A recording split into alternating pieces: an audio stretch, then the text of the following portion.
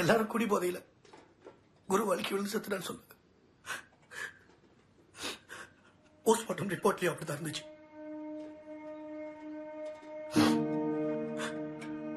ஆனா எனக்கும் அன்பு அண்ணனுக்கு மட்டும்தான் தெரியும்.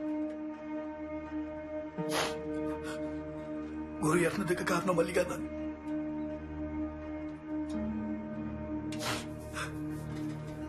அது எப்படி அவ்வளவு ஷுவரா சொல்றீங்க?